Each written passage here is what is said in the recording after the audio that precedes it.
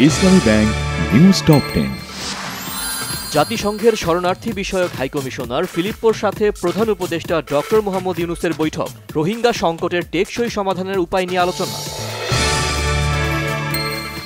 2025 সালের মধ্যে ভোটের দাবিতে বিএনপির সাথে সমমনা দলগুলোও একমত, জানিয়েছেন দলটির নেতারা। ভোটের দাবি প্রত্যাখ্যাত হলে আন্দোলনের চিন্তা। নির্বাচন কমিশনার আব্দুর রহমান এল মাসুদ বলেছেন, স্থানীয় সরকার নয়, আগে জাতীয় সংসদ নির্বাচন নিয়ে ভাবছে কমিশন।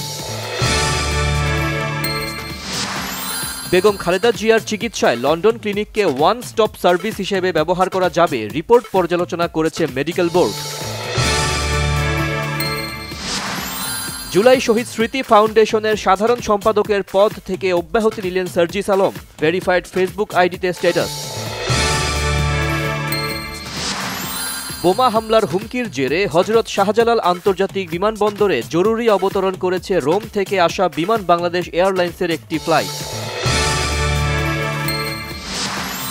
দ্রুত সময়ের মধ্যে মালয়েশিয়ায় পাঠানোর দাবিতে রাজধানীর কারওয়ান বাজার মোড়ে অবস্থান কর্মসূচি পালন করেছেন আটকে পড়া কর্মীরা।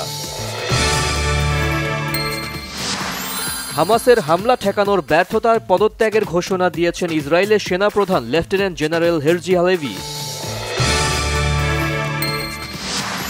দ্বিতীয় ম্যাচে ওয়েস্ট ইন্ডিজকে 60 রানে হারিয়ে সিরিজে সমতায় ফিরল বাংলাদেশ। বিশ্বকাপে সরাসরি খেলার সম্ভাবনাও টিকিয়ে রাখল বাংলাদেশ নারী ক্রিকেট দল।